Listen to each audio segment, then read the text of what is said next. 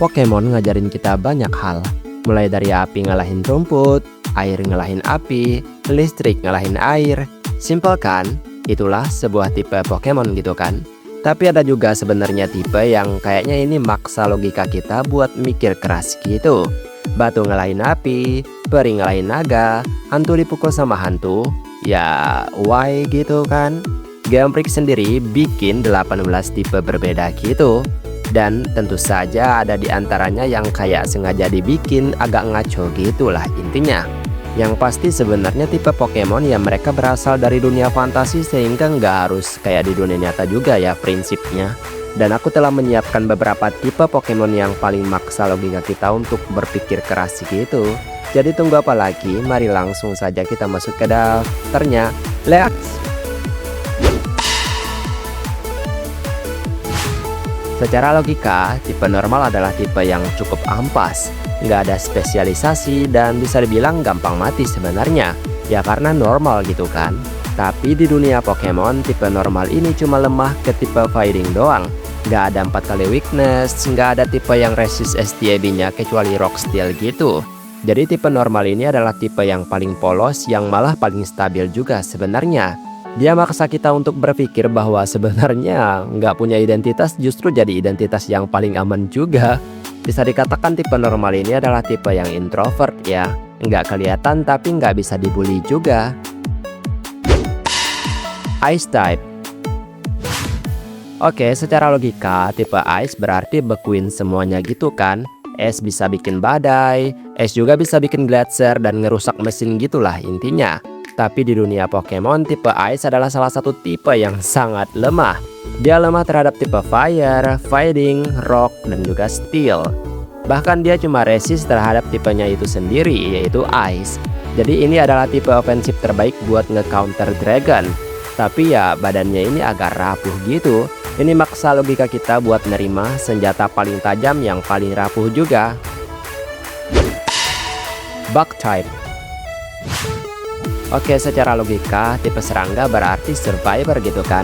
Ada dari zaman dinosaurus, tahan radiasi dan jumlahnya triliunan gitu. Dan di dunia Pokemon tipe bug ini lemah terhadap tipe rock dan juga flying gitu. Mati kena burung plus batu gitu sebenarnya logikanya masuk akal gitu kan. Tapi ini juga maksa logika kita untuk berpikir dan juga percaya bahwa serangga yang kuat sekalipun bisa langsung kalah ketika dihadapkan dengan anak burung gitu. Poison type. Logikanya, racun atau poison ya adalah salah satu pembunuh yang sangat mengerikan. Harusnya tentu saja bisa nge-counter peri, tumbuhan dan juga Pokemon yang tubuh mereka itu adalah daging gitu kan. Tapi di dunia Pokemon, tipe ini ya gitu doang gitu. Nggak semua Pokemon yang dimana tipe mereka ini misalnya tipe yang bukan kelemahannya ya masih aman lawan racun. Padahal harusnya mereka keracunan nggak sih? Kan ini tipe racun gitu kan. Jadi semua makhluk berupa Pokemon yang punya daging gitu terkena racun ya pasti keracunan. Secara kegunaan sebenarnya tipe poison juga nggak yang banyak digunakan ya. Hampir jarang malah kayak banyak yang kurang suka gitu sama Pokemon tipe ini. Rock type. Tipe rock secara logika ya berarti batu yang sangat keras, tahan lama, dan fondasi gedung yang pastinya kokoh banget dong. Tapi di dunia Pokemon, rock ini lemah terhadap tipe air, tipe alam atau rumput, tipe fighting, tipe ground, tipe steel, dan dia bahkan 5 kali weakness gitu. Dan inilah yang harus kita ketahui bahwa tipe rock itu adalah tipe yang kelihatan kayak kuat banget kayak tembok Cina gitu kan. Tapi isinya adalah kerupuk yang dihadapkan dengan tipe-tipe di dunia Pokemon itu sendiri. Padahal kalau misalnya dilempar batu itu Pokemon juga pastinya bakalan benjol nggak sih? Ghost type. Tipe Ghost sebenarnya adalah tipe yang cukup misterius ya. Dan aku rada bingung juga konsep dari tipe ini ya. Karena kalau misalnya ada tipe hantu yang mati ya berarti dia jadi hantu lagi gitu kan. Atau gimana? Mereka ini nggak punya wujud dan juga imun fisik gitu ya. Tipe Ghost sebenarnya imun terhadap tipe normal, fighting, dan lemah terhadap tipe Ghost dan juga dark. Jadi hantu bisa dipukul pakai hantu lain gitu. Dan hantu juga takut sama niat jahat gitu. Ini maksa logika kita buat nerima bahwa entitas non fisik kayak hantu ini malah kalah sama emosi dan dirinya sendiri. Dragon Type. Tipe Dragon adalah salah satu tipe yang sangat keren dan menakjubkan di dunia Pokemon. Dan bisa dibilang tipe Dragon ini adalah puncak rantai makanan gitu. Karena di dunia Pokemon bahkan dewa-dewa Pokemon gitu atau legendary gitu pasti punya tipe Dragon gitu. Tapi ini nggak berhenti gitu aja, karena ketika tipe Fairy diperkenalkan, ini malah bikin kita semakin berpikir keras gitu. Jadi ketika sesuatu yang sangat overpower akhirnya dihadapkan dengan tipe baru ini, kayak gimana ya, sesuatu yang manis ternyata bisa ngalahin naga yang sangat sangar tersebut ya kan. Psychic Type. Oke, logika kita mungkin kekuatan psychic itu adalah kekuatan pikiran, kekuatan yang juga bisa ngalahin fisik, dan bisa baca masa depan gitu, serta mind control gitulah intinya. Dan mereka pasti cerdas juga ya kan.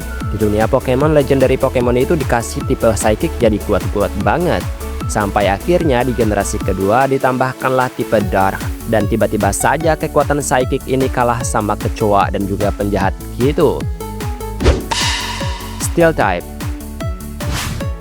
Oke, seperti yang terdengar tentu saja tipe Steel adalah tipe yang sangat keras.